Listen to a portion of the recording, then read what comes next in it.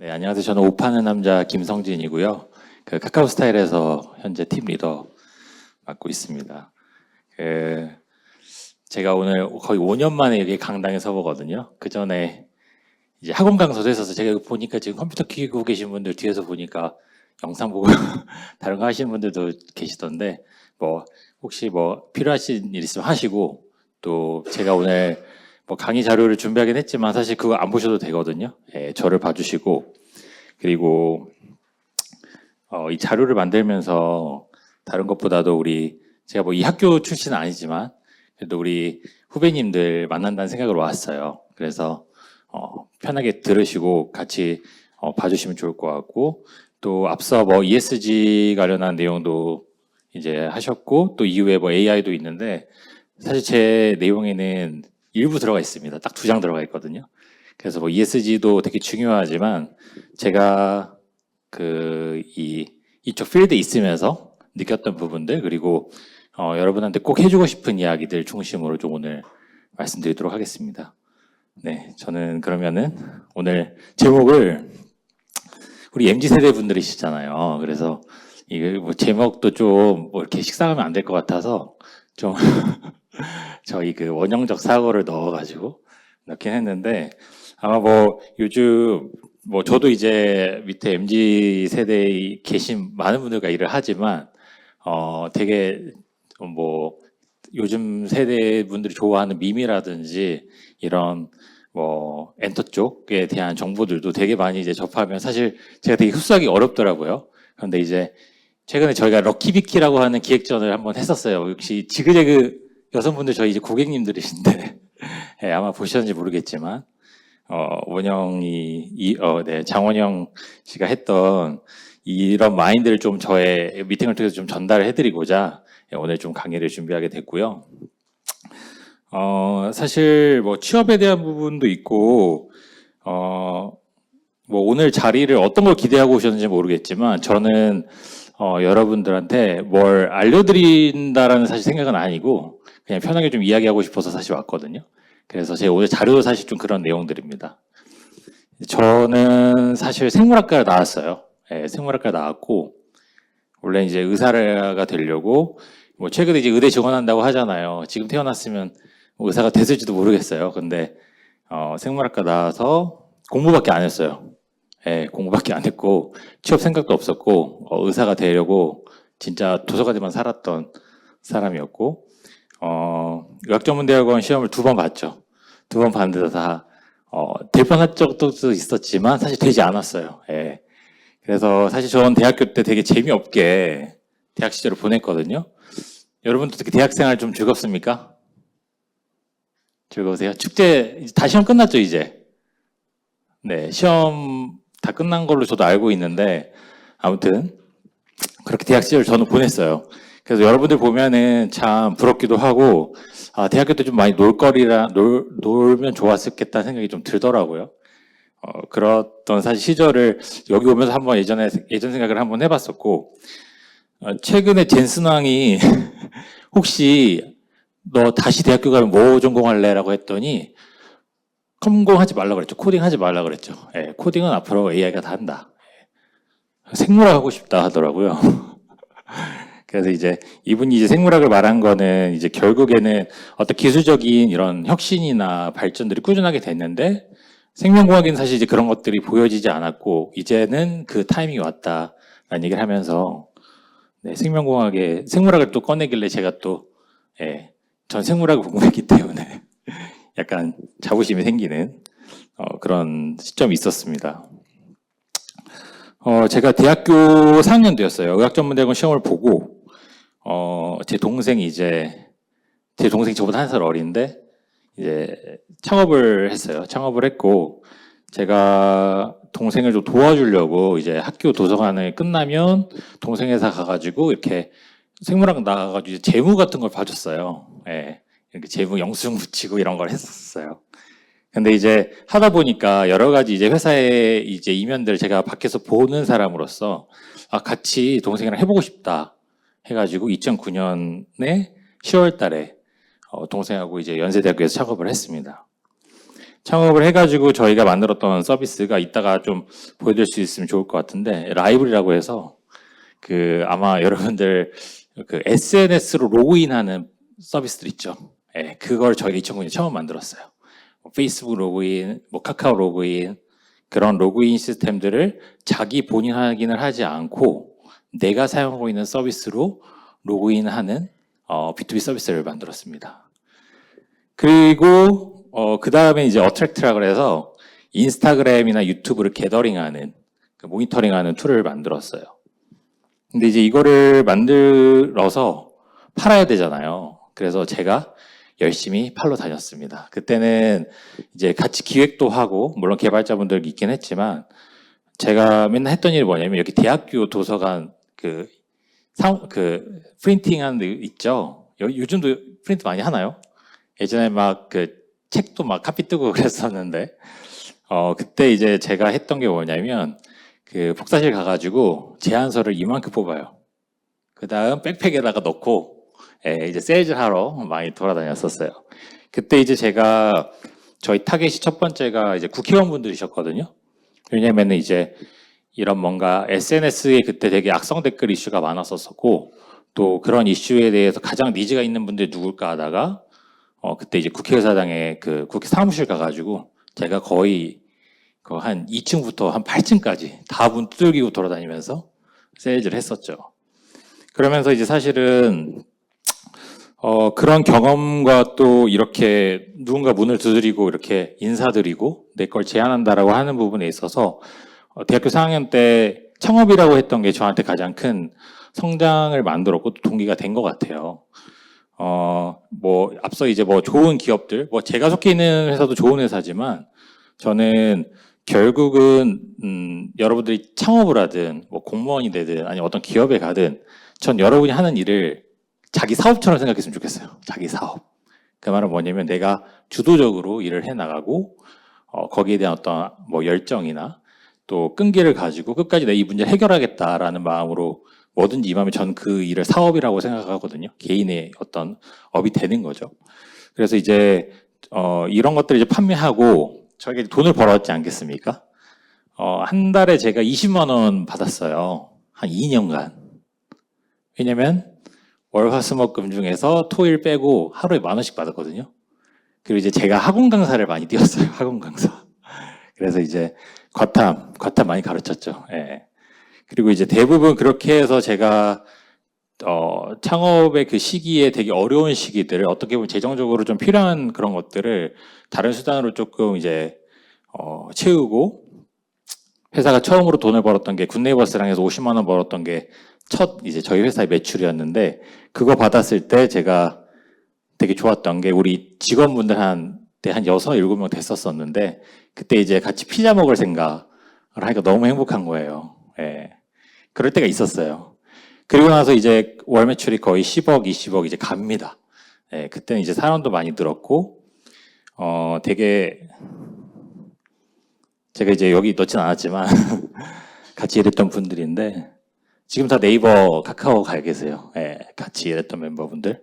SK에도 가 계시고, 다들, 물론 꼭 대기업에 간다고 성공한 그런 건 아니지만, 본인이 이 안에서 같이 우리가 팀워크로 일을 했던 그 경험들과 다 대학생들이었어요. 대학교 4학년 때 다들 와서 이제 아는 지인들 데려오고 같이 일을 하면서 그렇게 만들었었는데, 사실 이 사진도 제가 여기 1층에서 이런 추억을 말로 하면은 여러분들 제가 공감 안 되고 사진을 찾아보니까 보도자료 다 있더라고요. 그래서 보도자료에서 나온 거 발치에다가 넣었는데, 아무튼 이런 시기를 보냈습니다. 제가 그래서 거의 한 10년, 11개월이면은 진짜 오래 있었죠. 예. 오래 있었죠. 거의 이제 뼈를 묻을 뻔 했는데, 근데 저한테도 이제 계기가 있었어요. 카카오스타일로 가게 된 계기는 결국은 사람인 것 같아요. 제가 이 시즌에서 일을 하면서 정말 많은 분들을 만났거든요. 그리고 정말 많은 기회들이 생겼어요. 그 중에 가장 큰 기회가 뭐였냐면, 제가 대학교 4학년 때 삼성전자 임직원 앞에서 PT를 할 기회가 생겼습니다.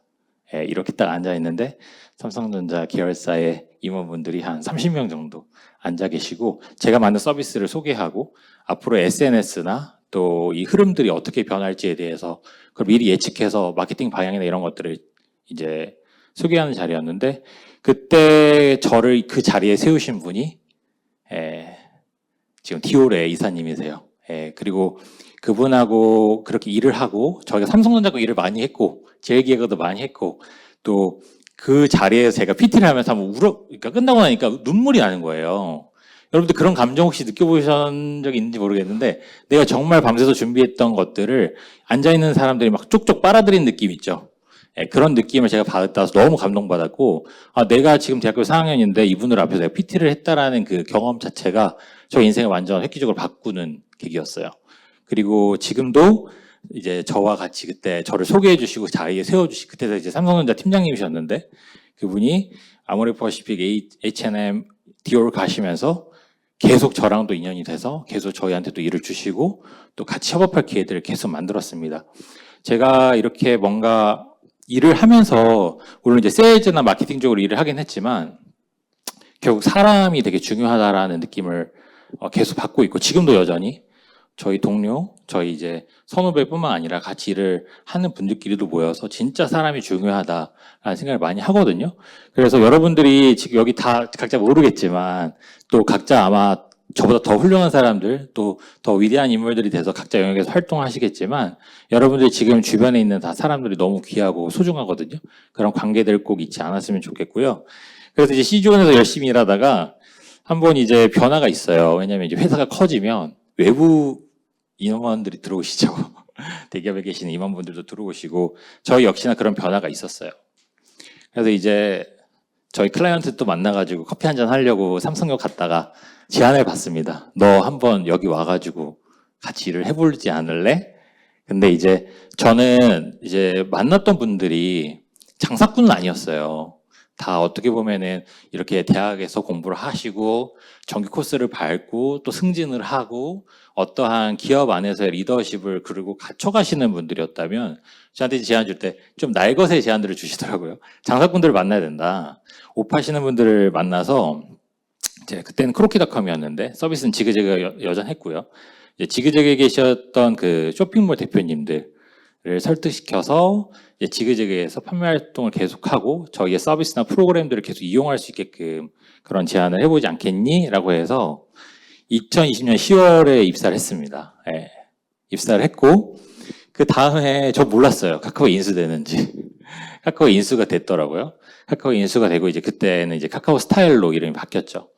그래서 2021년 4월에 이제 바뀌고, 제가 이제 그 리더를 이제 여기 있는 팀들 리더를 맡았는데, 솔루션 세일즈 팀, 파트너 석세스 팀, 패션 사업 팀, 그리고 이제 오늘 발령이 났습니다. 신규 사업 팀 발령이 아침 보고하고 왔는데, 제가 여기 있는 동안 한 3년, 이제 4년 차가 되는데, 제가 들어왔을 때 7,500억이었어요. 회사 거래액이요. 근데 이제 지금은 거의 2배 가까이 성장을 했죠. 그리고 혹시 이제 직진 배송이라고 있거든요. 패션 쪽에서 이제 그 옷을 빨리 받을 수 있는 거예요. 쿠팡도 물론 있긴 한데, 지그재그에서는 이제 패션 의류를 가지고 여성분들이 옷을 빨리 받고 싶을 때 이제 제공하는 서비스가 있는데, 이제 그거를 저희가 론칭을 해서 지금 거의 이제 월 100억 이상, 150억 이렇게 거래액이 나오고 있죠. 그래서 저는 이제 스타트업에서 경험을 하고 이렇게 와서 보니까 사실 다 이렇게 장사꾼들이라고 해서 사실 크게 다르지 않았어요. 역시 저희 클라이언트는 다 제가 만났을 때는 다 어떻게 보면 그분들의 니즈나 제가 만족시켜야 될 미션들이 사실 그게 큰 차이가 없었었고, 되게 이제 여기 와서 크게 느꼈던 건 뭐냐면, 제가 이전에는 계속 우리 원팀이 되자, 우리가 저희 보통 한 팀이 한 10명 정도 되거든요. 항상 원팀으로 일하자 이랬는데, 계속 시간이 지나면서 우리는 슈퍼팀이 돼야겠다. 각자의 역량을 정말 극대화해서 우리가 목표로 하는 것들을 달성할 수 있는, 그래서 각자의 역량이 정말 최고점에 이르는 사람들 다 모여가지고 우리가 목표로 하고 하는 그 부분들을 어떻게 달성하냐에 치열하게 이제 임할 수 있는 슈퍼팀이 돼야겠다는 생각을 했는데, 사실 저는 우리 동료들이 너무 자랑스러운 게, 제가 리더로 있지만 너무 정말 열심히 하고 정말 그 한 팀으로서 일한다는 느낌들을 되게 많이 받으면서 일을 했거든요. 그래서 사실 직진 배송도 성공시킬 수 있었고, 저희가 지그재그 거래액의 80%를 저희 팀이 맡고 있어요. 그러면 사실 저희 팀이 그만큼 빠르게 성장해줘야 지그재그도 거리가 올라가는데 사실 그런 것들을 같이 만들었던 핵심 멤버들이 같은 팀 안에 있었기 때문에 되게 즐겁게 일을 할 수 있었습니다. 제가 아마 여기 이제 앞으로 오실 분들보다 그렇게 경력이 많은지는 모르겠지만 이제 창업이라는 걸 경험하고 대기업에서 한 4년 있다 보니까 한 14년, 15년 했죠. 그러면서 이제 뭐가 과연 중요한가, 인생의 무엇인가라는 생각을 해봤을 때는 크게 두 가지인 것 같아요. 이게 전부인 것 같아요. 일과 관계. 그래서 저는 아까 여러분들이 앞으로 하게 될 일들을 사업이라고 생각하라고 말씀드렸던 이유가 뭐냐면 결국 이 일과 관계 안에서 여러분들이 어떤 자세로 임하느냐가 사실 저는 인생을 결정짓는다고 생각을 하거든요. 그래서 그 일이라고 하는 건 물론 뭐 내게 노동의 대가를 받고 뭔가 집중해서 일을 하는 것도 있지만 저는 이제 노는 것도 그렇고 공부하는 것도 그렇고 사실 저는 일이라고 생각을 해요. 그리고 관계라고 하는 건 이제 사람 간의 관계인 거죠. 그러면 이 일이라고 하는 거에 대해서 크게 이제 일을 어떻게 잘 다스릴까? 그러니까 내가 하고는 일을 어떻게 결정하고 어떻게 어떤 마음과 태도로 이걸 임해야 될까라는 이제 생각을 하다가 이렇게 세 가지로 좀 정리를 해봤는데 일단 일을 잘 다스리려면 내가 일을 하는 목적을 명확해야 돼요. 내가 왜 일을 하지? 그 사람마다 다 다르죠. 그리고 시간이 지나면 다 바뀌어요. 여러분들이 지금 나 취업하고 싶어, 뭘 하고 싶어라고 하는 목적이 있지만 사람이 그게 영원하지 않거든요. 네, 상황이 바뀌면 환경이 바뀌면 언제든지 바뀔 수 있다.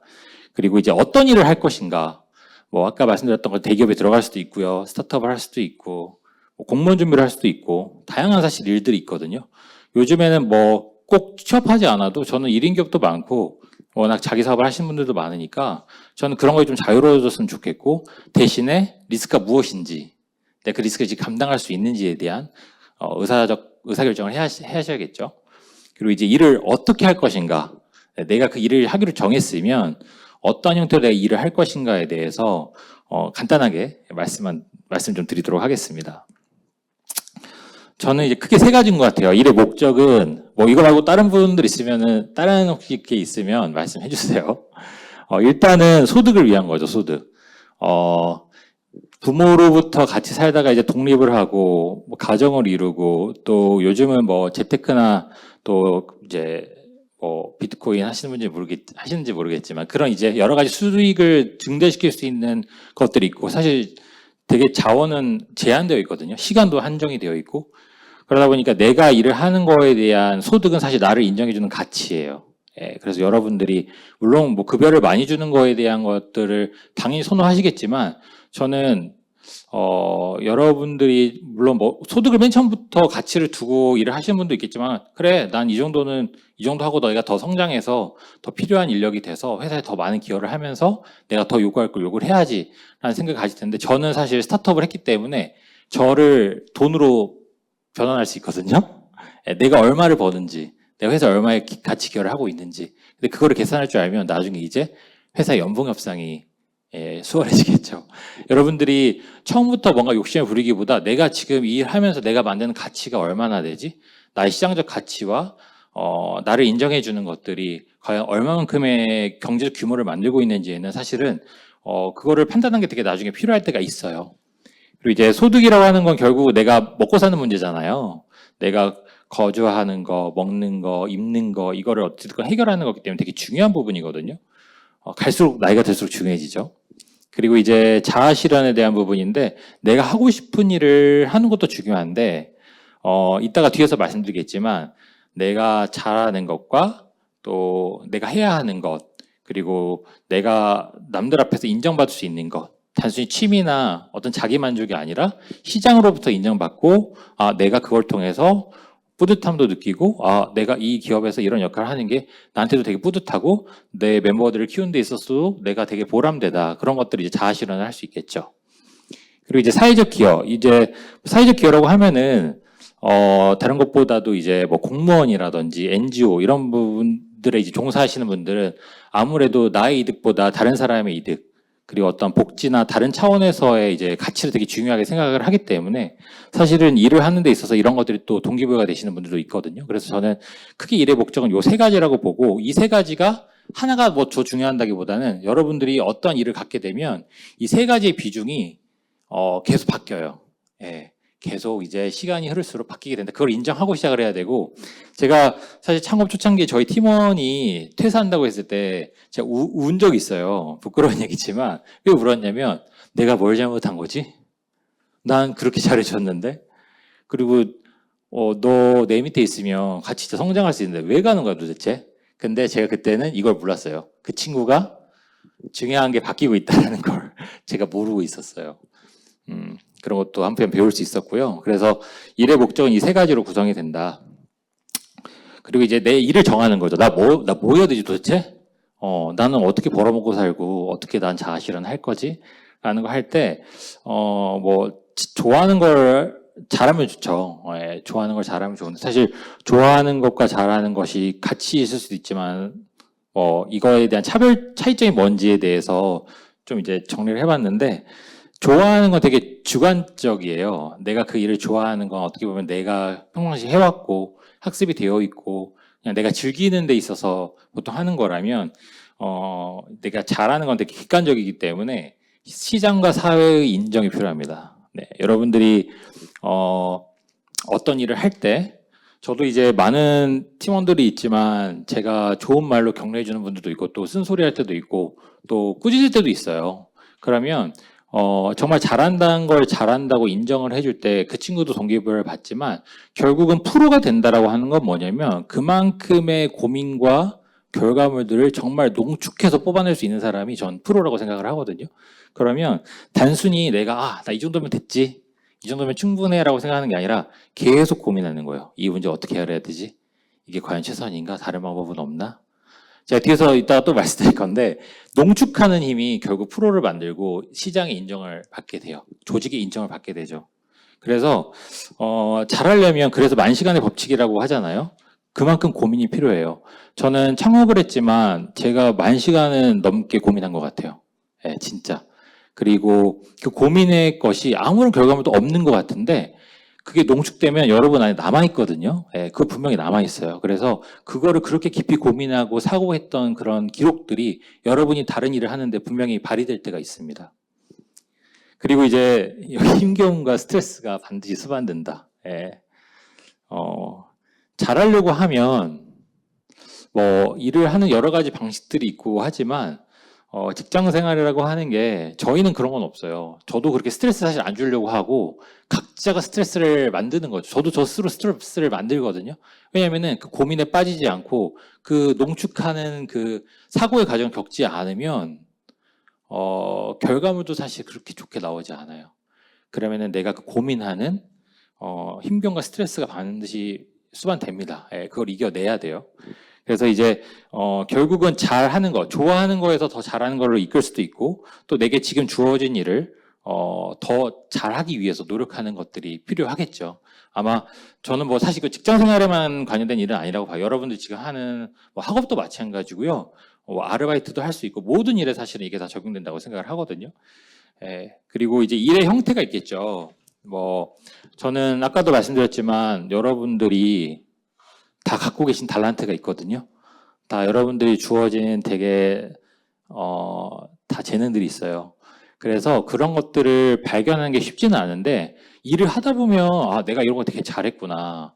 내가 이런 경험이 이제 와서 보니까 내가 다른 사람 앞에서 이렇게 이야기할 수 있을 정도로 내가 성장했구나라는 걸 느낄 때가 오는데 일의 형태가 사실은 다양하게 있지만 결국은 리스크가 얼마나 크냐. 리스크가 큰 만큼 저한테 돌아오는 건 많겠죠. 예. 아까 제가 스타트업에도 일을 하고 회사가 M&A 되기 전에 어떤 회사에 들어가서 일도 해봤지만 사실 리스크가 큰 거는요 보상도 커요. 예. 그래서 저는 지금은 하이 리스크 하이 리턴 여러분이 선택해야 된다고 생각합니다. 예. 취업하지 마세요. 여러분의 일을 하세요. 그리고 중소기업도 있죠. 중소기업도 요즘 이게 스타트업에 들어가는 거죠. 이것도 마찬가지로. 근데 이제 어느 정도 안정화되고 또 이 비즈니스가 굴러가는 곳들이 있죠. 그런 곳들에 이제 초반에 들어가면은 사실은 그것도 역시 리스크가 크지만 그래도 어느 정도 또 보상이 있을 수 있고 물론 이제 중소기업에 오래된 중소기업 말고 최근에 이런 만들어진 신생기업들 같은 경우는 이런 것도 기대할 수 있을 것 같고 대기업은 사실 이것도 되게 정의가 어려워요. 왜냐하면 요즘은 그렇게 자율성을 또 주기지 않잖아요. 저희 충주시의 김선태 주무관님 보면 공무원이지만 나름 그 안에서 자율적으로 일을 하시고 그 리스크를 이겨내기 위해서 노력하신 거잖아요. 예. 그래서 저는 이게 뭐 한 군데로 다 이렇게 종착되지는 않지만 그리고 이렇게 다 정의할 수는 없어요. 다 기업마다 다 다르거든요. 근데 여러분들이 더 자율성을 갖고 더 적극적으로 일을 해보고 그 리스크까지 감당할 수 있다고 한다면 여러분들이 굳이 처음부터 어떻게 해결화되고 정해진 규범 안에서의 저는 갖추는 거는 좀 경계할 필요가 있다고 생각을 해요. 예. 그래서 꼭 취업만이 답이 아니다라는 걸 생각하시고 일의 형태를 정하시면 좋을 것 같아요. 제가 사실 이 내용은 저희 팀에 이제 오면 제가 이거 가지고 이제 얘기를 하거든요. 되게 잔소리 같죠.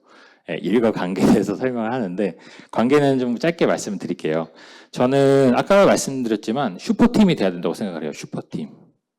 그럼 리더는 각각의 뭘 잘하는지를 잘 알아야 되고 조화를 만들어야겠죠.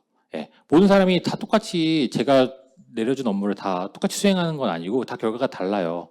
그러면 한 사람 한 사람을 잘 파악해야 되고 그 조화가 우리 결과물들을 잘 만들어내야겠죠. 근데 제가 저희 팀원분들한테 항상 얘기하는 게 이제 4가지예요. 우리가 관계를 되게 잘하기 위해서. 특히나 이제 우리가 일 때문에 모였어요. 회사는 아무리 개인이 칠해도 일 때문에 모였기 때문에 일이 안 되면 틀어질 수밖에 없어요. 그렇기 때문에 일단 일을 잘 해야 됩니다. 개개인들이. 그리고 일을 대하는 진정성. 진정성이 뭐 사실은 되게 식상하죠. 근데 내가 일을 얼마나 집중하느냐와도 사실 저는 관계가 있다고 생각을 하거든요. 내가 일을 얼마나 집중해서 그 문제를 해결하기 위해서 노력하느냐. 그리고 이제 다양성을 존중한다라고 하는 건 정말 요즘 정말 MZ 세대 분들은 새로운 세대인 것 같아요. 제가 다양한 개성과 또 성격들을 가지고 계신 분들이 있는데 사실 저는 이렇게 면접을 보거나 사람을 뽑을 때 물론 뭐 갖춰진 어떤 기준들도 있고 하지만 저는 되게 느낌을 되게 중요시하게 생각을 하거든요. 그 뭔가 물론 객관적인 것도 되게 중요하지만 14년 넘게 세일즈를 하다 보니까 그냥 사람의 태도나 눈빛만 봐도 어느 정도 익히는 게 있어요. 그래서 저는 좀 감으로 보는 편이고 다른 분들은 되게 냉철한 질문들을 많이 하시는데 그런 다양한 사람들 사실 저희가 뽑을 수 있는 건 뭐냐면 결국에는 그 우리가 하고자 하는 목적에 대해서 그 개개인들은 너무나 다르지만 과연 이 안에서 우리가 하나 될 수 있는가를 좀 보는 부분들이 있고요. 그리고 이제 일을 시켜서 하지 않고 스스로 하는 거죠. 되게 어려운 겁니다. 스스로 하는 거. 그리고 이제 피드백의 측면은 이게 진짜 중요해요. 아까 뭐 사실 요즘 기업들 다 360 리뷰하거든요. 저만 리뷰하는 게 아니라 밑에 있는 친구들이 다 저를 리뷰해요. 그렇기 때문에 저도 피드백을 받아들일 용기가 필요하고 내가 객관적으로 봤을 때 그런 사람이구나. 나도 이런 걸 실수할 수 있구나. 또는 그 사람들한테 이런 오해를 불러킬 수 있구나라는 그런 것들도 생각하지만 또 한편으로 그 사람한테 쓴소리하는 것도 저도 힘들거든요. 저도 그 사람한테 이런 피드백을 주는 게 힘들기 때문에 서로가 피드백을 주고 피드백을 받는 사람이 결국은 감정적으로 뭔가 충돌이 날 수밖에 없어요. 그렇기 때문에 이거를 받아들이고 할 수 있는 용기가 사실 필요합니다.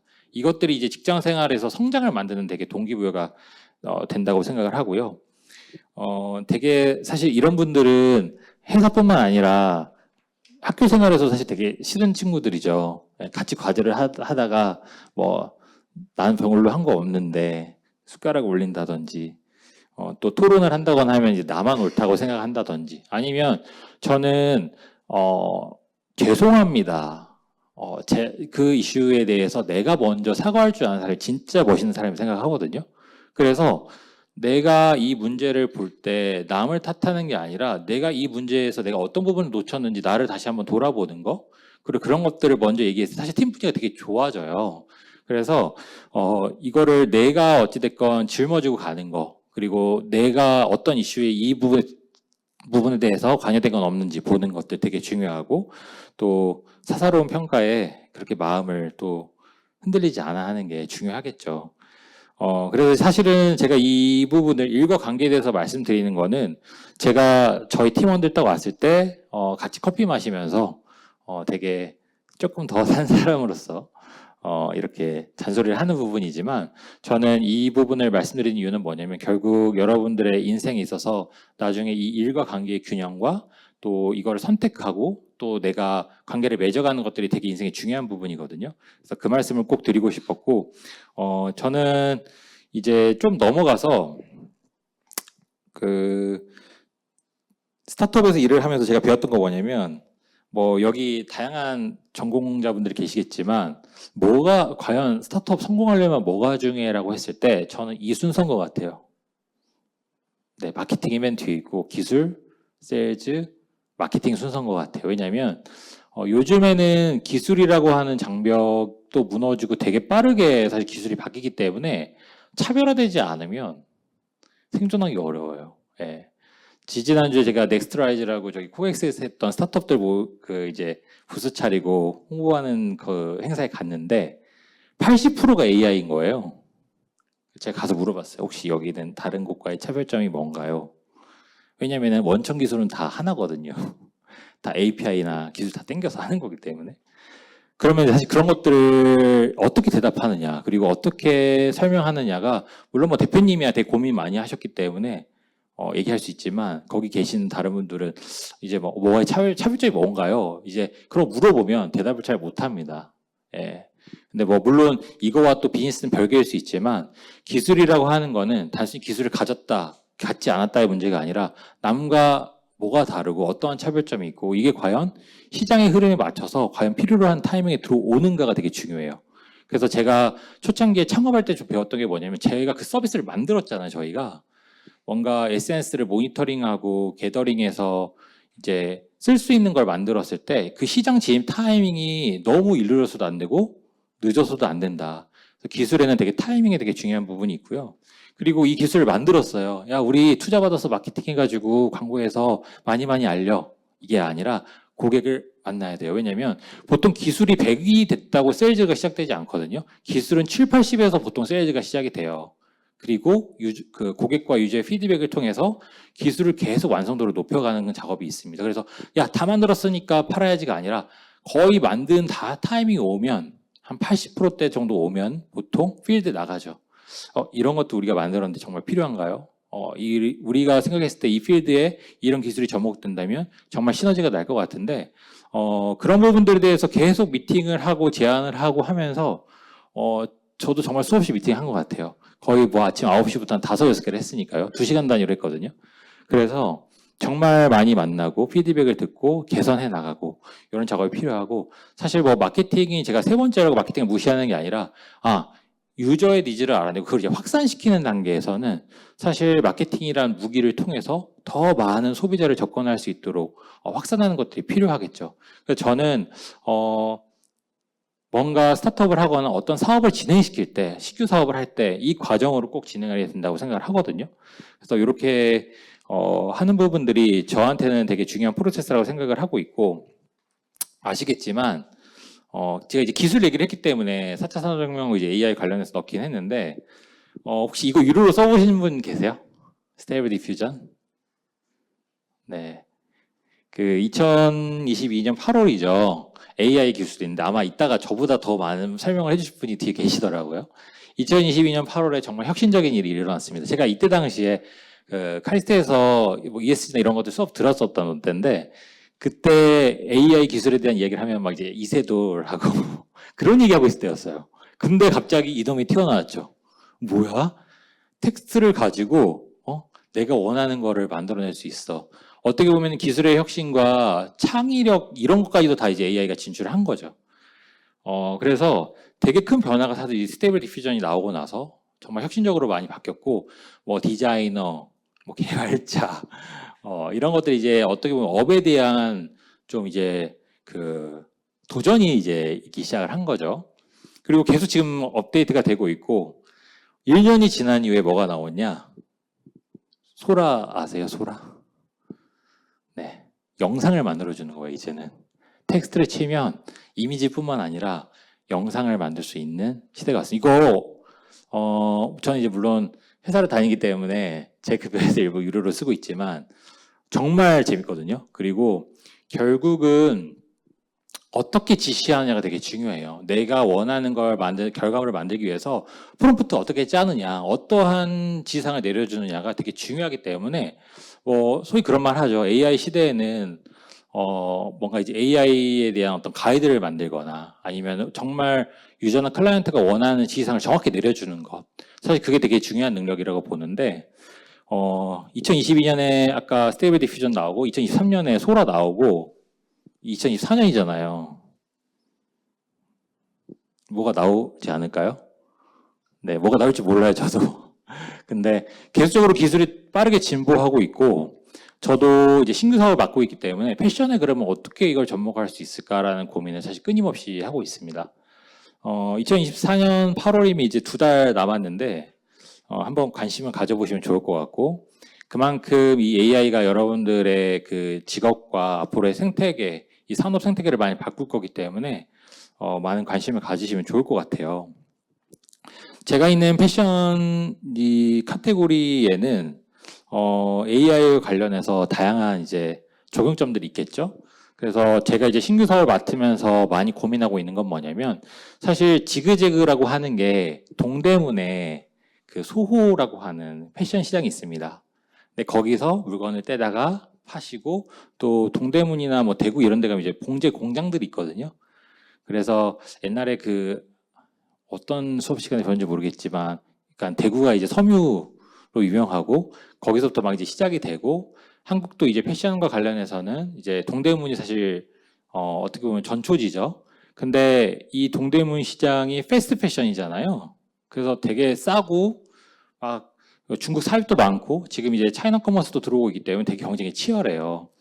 그럼 우리가 지그재그도 마찬가지고 이 패션이라는 생태계가 계속 이렇게 가면 과연 그 끝은 뭘까라는 생각을 사실 혼자서 계속 해보고 챗 GPT한테도 물어보고 주변의 조언들도 구하고 해보는데 결국에는 패션이 갖고 있는 문제점과 또 지그재그가 잘하는 것들 그리고 유저가 원하는 것들을 찾아내야겠죠.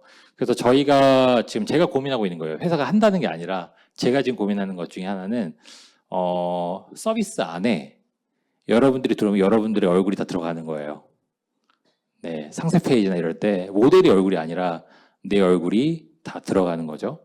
또 하나는 보통 이제 그 인플루언서들, 그 크리에이터들 분들이 이제 이런 쇼핑몰들을 개설하고 판매를 하면 3년, 5년 되게 잘 팔다가 나이가 이제 드시고 결혼하시고 하면은 쇼핑몰 거래액이 이렇게 꺾입니다. 왜냐하면 그 팬덤 자체가 시간이 흐르면서 유저도 바뀌고 또 본인의 그런 영향력들도 계속 감소하거든요.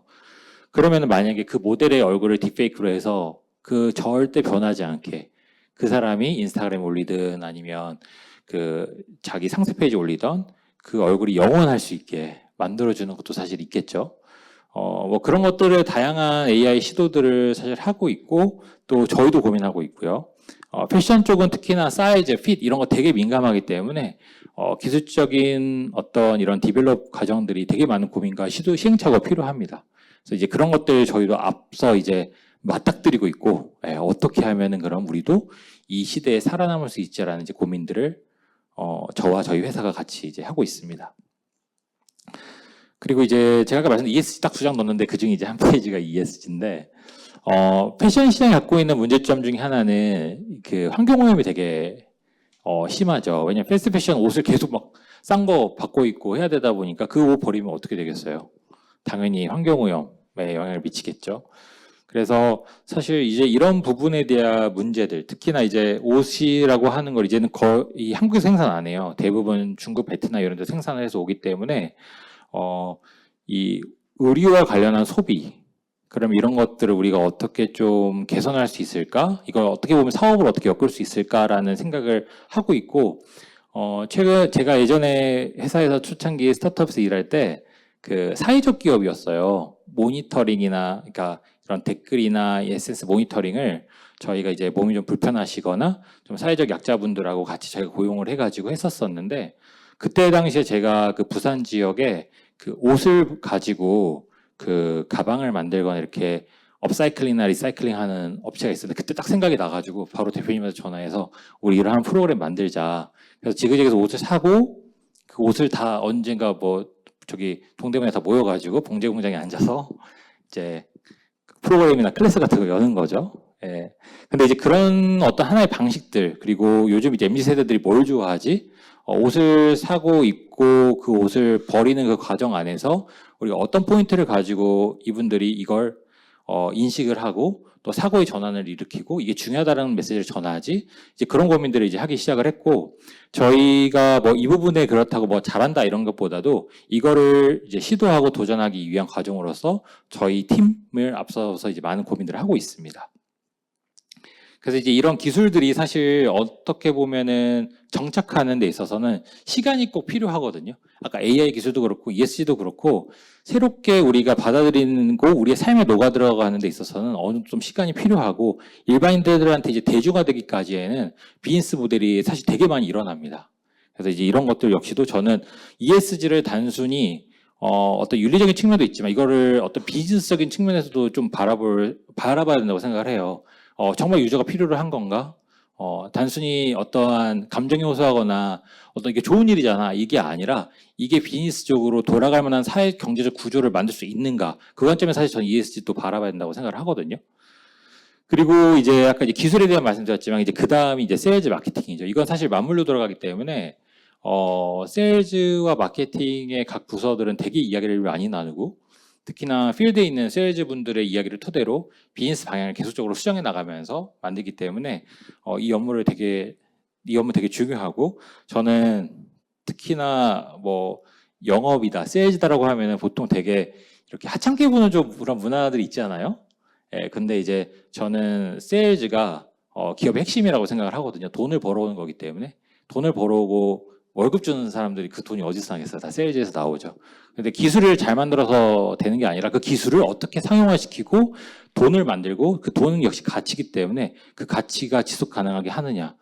그런 부분에 있어서는 세일즈와 마케팅이 서로 협업을 해서 이제 시장을 만들어 나가는데 결국은 저는 제가 되게 중요하게 생각하는 건 뭐냐면 뭐 비타민, 그러니까 우리가 어떤 프로덕트를 만들 때 나 이런 아이디어가 있어. 이거 되게 좋은 것 같아. 이거 아무도 생각 못한 것 같아서 뭐 빨리 특허를 내거나 이거 마음에 맞는 친구들 빨리 모아가지고 이거 한번 만들어 봐야지.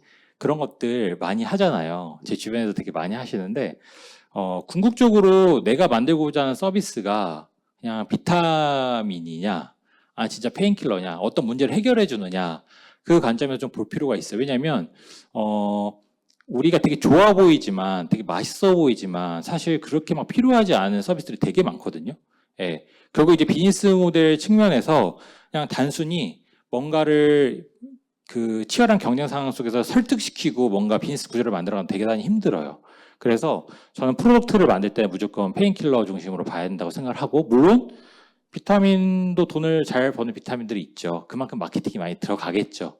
그래서 저는 아까 말씀드렸던 그 기술이 페인킬러로서 역할을 할 수 있는 차별화된 전략과 비즈니스가 있어야 된다. 그래야지 여러분들이 창업을 하든 아니면 뭔가 새로운 조직 안에서의 역할을 맡든 여러분들이 그 안에서 빛을 보고 내가 하고 있는 그 서비스가 정말 상용화되는 것까지 더 빠르게 볼 수가 있거든요. 그런 측면에서 페인킬러를 만들어야 되고 유저들도 마찬가지로 내가 어떤 걸 선택을 해요. 여러분들이 통신사를 각각 쓰는데 통신사 바꾸는 거 진짜 어렵죠. MZ세대 분들은 좀 쉽나요? 저는 통신사 바꾸려고 그러는데 상품권 50만 원 준다 그래서 또 안 바꿨거든요. 그만큼 바꾸는 게 어려워요. 근데 제가 이런 현상 유지 편향을 말씀드린 거 뭐냐면 결국은 유저가 한번 학습이 되면 그 학습된 거 습관을 바꾸기 진짜 어렵거든요. 예. 그래서 코스트가 되게 많이 들어갑니다. 그래서 여기도 이제 베네핏을 계속 이제 어떻게 보면 더 높여가야지 사실 유저들이 바꾸는데 제가 아까 말씀드렸던 기술, AI도 그렇고 ESG도 마찬가지고 결국은 코스트가 들어가는 부분들이 있어요. 이게 이제 해결이 될 거예요. 앞으로 해결이 되겠지만 이런 것들 안에서 계속적으로 비즈니스가 탄생하거든요. 그래서 되게 제가 생각했을 때는 여러분들이 아까 제가 말씀드렸던 제민이나 뭐죠? 갑자기 생각 안 나는데 이렇게 구글이나 이런 데서 공짜로 주는 것들을 많이 쓰시긴 하겠지만 진짜 돈을 내고 한번 써보잖아요. 그러면은 저는 아이랑 같이 그걸 많이 하거든요. 아이랑 한두 시간 앉아가지고 막 프롬프트 짜고 막 해가지고 재밌는 거 만들어 봐요. 그러면 내가 생각했던 거 말고 이런 게 나오네? 라는 경험을 하게 되거든요. 근데 그 경험이 나 이거 어떤 사업에 써볼 수 있지?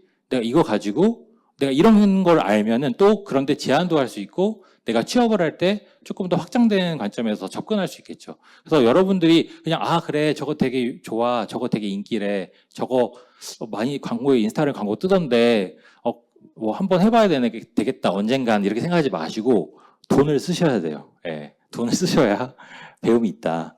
그래서 결국에는 지금 이 코스트가 많은 상황에서 베네핏이 이제 많은 상황으로 전환이 될 거고, 여러분들이 이런 기회에 좀 취업이든 아니면 자기 사업이든 그런 것들 도전할 수 있는 계기가 전 될 수 있을 거라고 생각을 하거든요. 그런 관점이 있고, 또 결국은 그 변화와 혁신을 만드는 데 있어서는 이제 베네핏과 여기 있는 이제 리스크 부분이 있죠. 근데 결국에는 우리가 이제 그 계속적으로 이 베네핏을 만드는 부분으로 계속적으로 이제 노력을 해야 되고, 특히나 유저가 뭔가를 경험하는 데 있어서 넘어야 될 여러 가지 장애물들이 있어요. 그래서 제가 여기 이제 뭐 배운 것들 적어놓은 건데, 예. 그 어떤 그 경제적이거나 기능적이거나 아니면 심리적인 것들, 또 그 두려움이나 어떤 불확실성, 어떤 사회적인 장애물들이 있는데, 결국은 서비스가 잘 론칭하려고 한다, 그리고 그 기술이 우리 삶 안에 들어온다라고 하는 거는 이걸 다 하나씩 넘어줘야 되거든요. 근데 아직 이것들이 걸려있다고 하면은 저는 여러분들한테 이걸 넘을 수 있는 기회다라고 말씀드리고 싶어요.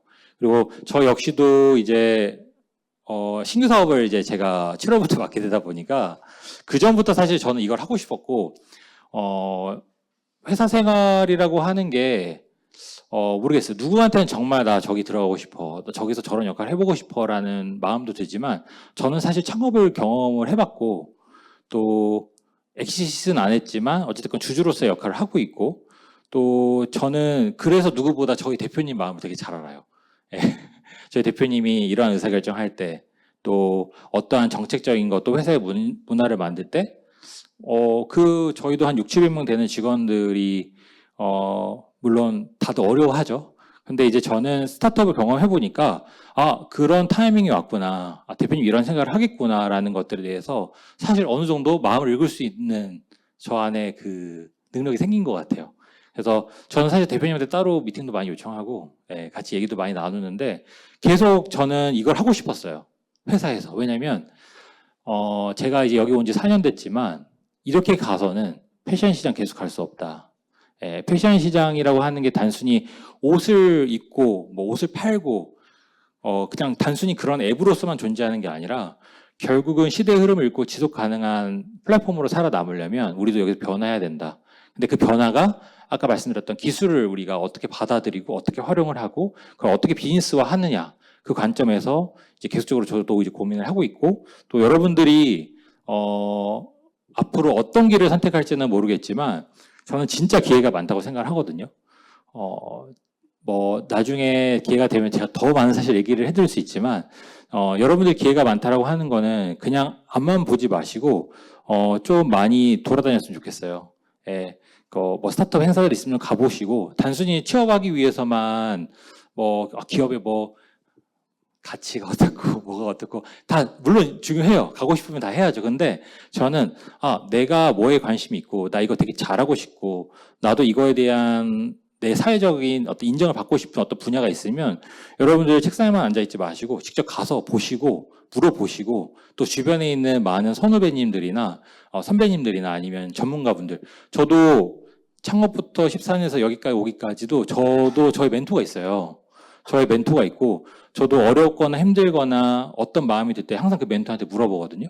여러분들도 그런 멘토가 인생에 있었으면 좋겠고, 또 그런 멘토를 꼭 찾으시길 제가 역시 응원하겠습니다. 그래서 이제 저는 여러분들 이제 드리고 싶은 말씀은 사실은 뭐 기술이나 이런 건 아니에요. 사실 저보다 더 잘하시는 분들도 많고, 또 이 업계에서 저는 뭔가 이거를 잘 우리 사회에 맞춰서 변화를 시켜나가고 비즈니스를 만드는 사람이지, 이 원천 기술이나 이런 것들을 활용하는 것도 정말 많거든요. 근데 이제 제가 오늘 여러분들에 드리고 싶은 사실 이 세 가지예요. 일이라고 하는 게 아까 제가 잠깐 사진 보여드렸지만 맨 처음 그 연세대학교 공학원 2.5평에서 시작을 해가지고 50평까지 사무실을 늘리고 30명까지 직원 늘렸을 때, 저는 그걸 다 경험을 해봤잖아요. 갖춰지지 않은 곳에서 시작을 했고, 그리고 월 20만 원씩 받아서 나중에는 뭐 급여라든지 이런 것들에 대한 안정을 나중엔 가져갔지만, 사실은 모든 사람들이 다 그래요. 갖춰진 곳에서는 일을 당연히 잘하겠죠. 근데 갖춰지지 않은 곳에서 일을 하기 되게 어렵고, 그리고 아마 요즘에는 막 SNS에 뭐 인스타그램 막 뭐 올리고 이런 되게 많잖아요. 어떻게 보면 상대적 박탈감이나 이런 비교의식들이 많은데 저는 되게 더 자기한테 집중했으면 좋겠어요. 저 인스타그램 사실 잘 안 올리는데 제가 그런 것도 있어요. 나한테 더 집중하는 거예요. 다른 사람 부러워하는 게 아니라. 예, 내가 지금 뭐에 더 집중해야 되고, 내가 어떤 문제를 해결해야 되고, 다른 사람을 부러워하는 게 아니라 난 어떤 가치를 만들 거지라는 걸 계속 생각을 하는 거죠. 그래서 여러분들이, 아, 그래, 저기 가면은 남들이 날 인정해주고, 날 우러러 봐주고, 그래, 우리 부모님한테 자랑이 되겠지? 그런 관점이 아니라 내가 진짜 뭘 하고 싶은지. 아까 말씀드렸던 것처럼 나 정말 내가 농축해서 빼낼 수 있는 나의 어떤 프로다움과 전문성을 어떻게 내가 갖춰나갈지 그런 고민들을 정말 하셨으면 좋겠고, 또 이제 동료, 관계에 대해서도 남들이 날 다 좋아하면 당연히 저도 좋아하겠죠. 근데 저를 싫어하는 사람도 있거든요. 그리고 저를 공격하는 사람도 있고. 근데 그런 거에 대해서 아까 말씀드렸지만 피드백을 주고받는 거에 대한 용기가 없으면 사실은 어떠한 조직 생활이든 되게 힘들어요. 그래서 그런 걸 그렇게 연연해 하지 않고 또 한편으로는 내가 데리고 있는 사람이 내가 모시고 있는 사람이건 그런 사람들을 그대로 받아들이는 것. 저는 이거 되게 중요하다고 생각을 하고 저는 혁신이라고 하는 거는 이거 뭐 맨날 하는 얘기죠. 없는 걸 새로 만드는 건 아니고 결국 연결을 하는 건데 저는 제가 스타트업을 하면서 비즈니스를 만들었던 거는 저 역시도 저희 사업을 다른 비즈니스랑 계속 연결을 시켰고 사람도 많이 소개를 해줬어요. 그래서 저는 연결하는 힘이 결국은 새로운 비즈니스를 만들고 결국 그게 혁신을 만든다고 생각을 하거든요. 그래서 아까 말씀드렸던 그런 어떤 기술적인 것들 또 내가 알고 있는 그런 어떤 그 지식이라든지 이런 것들을 갇혀있지 말고 되게 연결을 해보려고 하고요.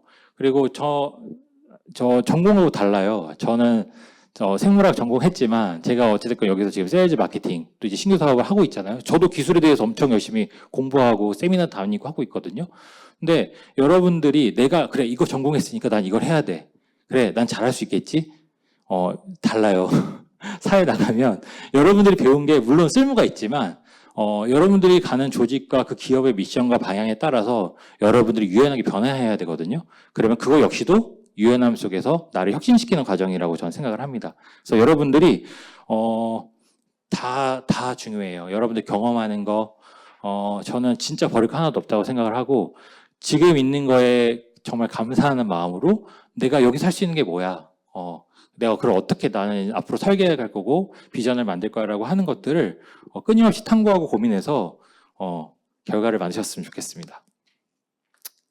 그 사실은 이제 제가 럭키비키로 이렇게 마무리를 하는 거는 결국 장원 형도 이렇게 생각을 했잖아요. 어떤 부정적인 상황이나 이런 것들 앞에서도 항상 긍정적으로 생각을 하고 또 저도 단순히 오늘 뭐 기술이나 이런 것보다도 여러분들이 지금 하나의 그 과정 안에서 되게 고민도 많고 걱정도 많고 또 여러 가지 기로에 서 있다고 생각을 해요. 저도 여러분들 앞에 쓰면서 그 생각을 했거든요. 아, 내가 대학생 때 이런 고민했었지. 그냥 이런 얘기 하면 공감이 될까? 라는 생각을 하면서 사실 여기 섰지만, 저는 여러분들이, 항상 긍정적으로 생각하시고, 저 역시도 그렇습니다. 저는 제가 신규 사업을 하고 뭘 하든 저는 한 번도 망한다는 생각을 해본 적이 없거든요. 예, 그래서 여러분들이 하는 거를 계속 긍정적인 방향으로 생각을 하시고 풀어나간다면, 뭐 어떠한 길을 선택하든지 저는 여러분들 잘 될 거라고 생각하고 또 응원하도록 하겠습니다. 네, 제가 아까 말씀드렸지만 의식의 흐름대로 PT를 만들었어요. 그래서 제가 드린 자료는 사실 그렇게 또 의미 있는 내용들이 많지는 않지만 또 여러분들한테 도전이 되고 또 동기부여가 되는 시간이 됐으면 좋겠고 제가 QA로 혹시 저희 회사나 일이나 아니면 다른 업무나 이런 관계에 대해서 궁금하신 부분들 있으면 좀 추가로 답변을 드리도록 하겠습니다. 혹시 질문 있으신가요? 네, 저기 먼저 드셔가지고.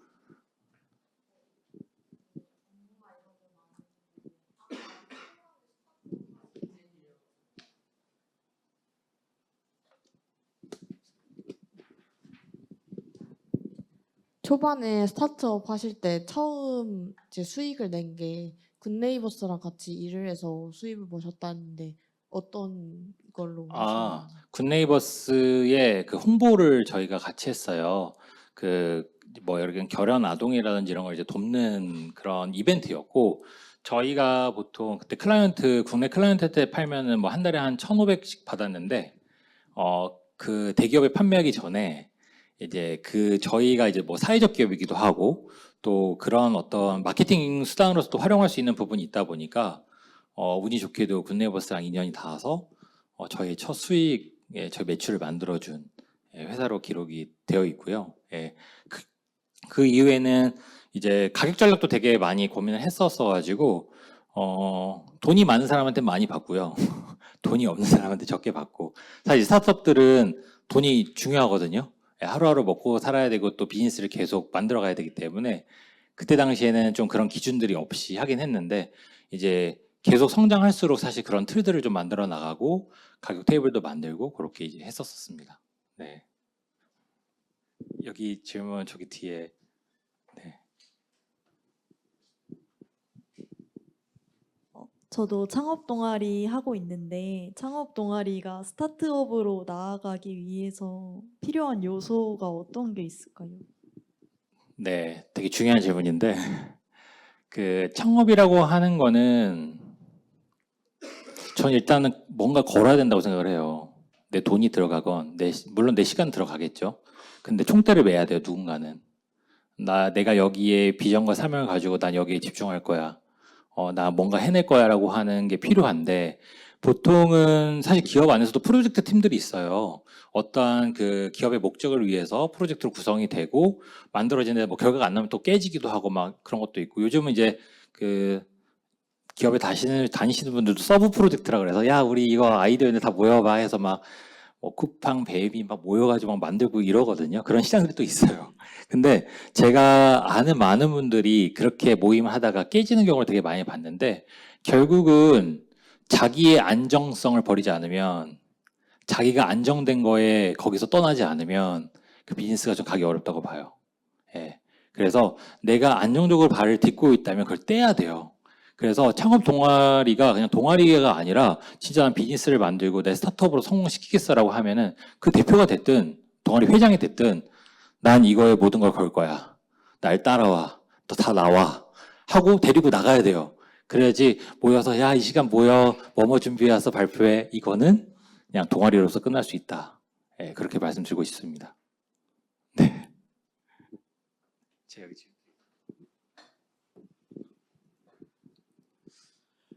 그 비즈니스의 핵심은 그럼 저는 문제 정의라고 이해를 했는데 그 직진 배송이란 걸 론칭하셨다고 하셨잖아요. 그래서 그 서비스를 론칭하게 되기까지 문제 정의가 어떻게 됐는지 그리고 스타트업부터 지금까지 중책을 맡아오시면서 어떤 식으로 문제 정의를 해 가시는지 궁금합니다. 되게 날카로운 질문입니다. 왜냐면 직집에서 망할 뻔했거든요. 망하던 걸 가져왔어요. 예. 저는 지는 걸 못 보는 성격이기 때문에 망하는 걸 못 보거든요. 그래서 다른 팀에서 하던 걸 제가 가져왔고 직진 배송이라고 하는 게 결국 그거예요. 패션이 내일 받아야 돼? 쿠팡도 그렇게 안 하는데? 식품은 필요하죠. 아침 밥 먹어야 되니까. 근데 왜 옷이 새벽 배송해야 돼? 그리고 저희 말고도 이제 비사라든지 일부 시도를 했죠. 걔네들도 잘 안 되는데 왜 우리가 해야 돼? 그러니까 그런 것도 있었어요. 사실 이건 제 생각에서 나온 비즈니스는 아니에요. 이제 회사가 그런 것들을 한번 만들어 보자라고 생각을 하고 다른 팀에 진행이 됐었고, 결국 전 세일즈가 해결했다고 보거든요, 세일즈가. 왜냐면은 직진 배송이라고 하는 게 결국 그거예요. 지금은 저희는 플랫폼이기 때문에 누군가 주문을 하면 주문 내역이 쇼핑몰에 가고 쇼핑몰에 배달을 합니다. 근데 직진 배송은 야, 그거 니네가 배달하지 말고 야, 여기 우리 창고 있거든? 다 넣어, 여기로. 그럼 우리가 배송해줄게. 다음날 아침까지 넣어줄게요. 그러면 셀러 입장에서는 물건 넣어야 되잖아요. 나는 그 상품을 유저한테 보내면 되는데 창고에다 넣으라네. 근데 보관비도 내야 되지, 물류비도 내야 되지. 뭐 어제 보냈는데 상품은 일주일 후에 막 뜨지 이런 문제도 사실 있었어요. 그 이제 초기에 시스템을 구축하는 상황에서 일어나는 많은 문제들인데 그런 것들이 물론 궁극적인 허들은 전 아니라고 봐요. 궁극적으로는 유저들이 정말 이걸 필요로 해? 이걸 필요로 하고 이거를 서비스를 안착시키려면 우리는 어떤 거를 해야 되지? 그래서 저희가 뭐 샘플도 막 넣고 막 그 직진에서 예전에 시키면은 화장품 샘플도 막 넣어서 보내고 그리고 이제 상품이 많아야 되잖아요. 우리나라 사람들 기본적으로 빠른 배송에 대한 니즈는 있다고 생각을 하거든요. 그리고 그 빠른 배송은 그럼 어떤 때 필요해? 알고 보니까 내일 여성분들 남자친구 만나러 갈 때 또는 주말에 뭐 데이트를 해야 돼. 결혼식 가야 돼. 그러면은 결국 금요일에 이걸 자극하는 게 필요하겠다. 그러면 저희가 직진 배송에 대한 뭔가 기획전이나 상품을 노출을 할 때 그 유저의 니즈에 맞는 상품을 진열시키고 그걸 더 이제 부각을 시키는 거죠. 그래서 계속 직진 배송의 상품들을 하고, 그리고 직진 배송을 사도 3만 원인데 그냥 사도 3만 원인데 직진 배송도 3만 원이네. 빨리 받을 수 있는데 더 가격 더 내는 거 없네? 라고 하니까 이제 더 많이 사기 시작을 했죠. 그래서 저희가 그것들을 하나하나 정해 나가고 세일즈로도 물론 풀 부분도 있지만 또 플랫폼으로도 풀고 그런 시도를 한 6개월 정도 한 것 같아요. 예, 6개월 정도 하고 나서 이제 월 100억을 찍었죠. 예. 그리고 또 아까 비즈니스 하나 더 물어보셨잖아요. 제가 기억이 안 나가지고 죄송합니다. 저는 필드로 나가요. 저 물론 메일로 듣거나 뭐 이렇게 메일로 주고받거나 아니면 뭐 이렇게 문서로 해가지고 보고를 받긴 하는데 저는 그냥 만나요. 예. 만나서 일단 듣습니다. 그러면은 만나서 듣는다라고 하는 게 뭐가 중요하냐면요. 일단은 텍스트로 받았을 때는 그 텍스트 안에 여러 가지 정보들이 5%밖에 안 돼요. 근데 직접 만나면 일단은 저는 그 사무실도 가죠. 그 사무실도 보고 규모를 대충 판단하고 대표님의 성향도 보고 또 대표님과 같이 동석한 분들도 보고 그러면은 대충 이 사람이 어떤 생각으로 이 문제를 제기했는지가 좀 보이거든요. 정말 필요로 한 건가? 아니면 정말 우리한테 뭔가 불만을 제기하기 위해서 이걸 한 건가? 이제 그것도 좀 판단을 하고요. 그리고 문제가 정의됐을 때는 단순히 그 문제가 정말 문제야를 봐요. 이게 진짜 문제야? 이게 정말 궁극적인 거야? 그거를 정말 많이 고민하거든요.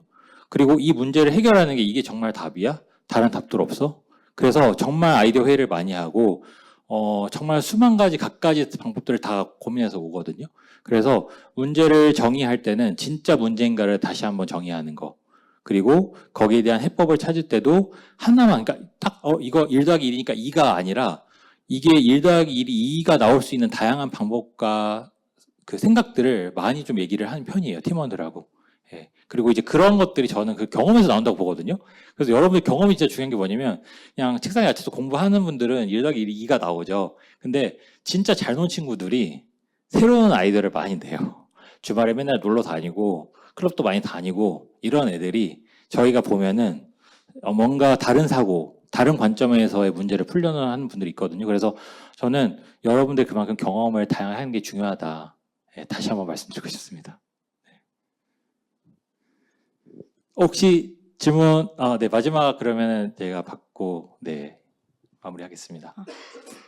그 다양한 사람 만나보시고 이끄셨던 만큼 사람 간의 갈등이나 뭐 팀 내 갈등 이런 것도 분명 있으셨을 것 같은데 리더로서 어떻게 대처하셨는지 어떻게 대처하는 게 현명한지 약간 궁금합니다. 네. 저는 이건 타고난다고 생각을 하거든요.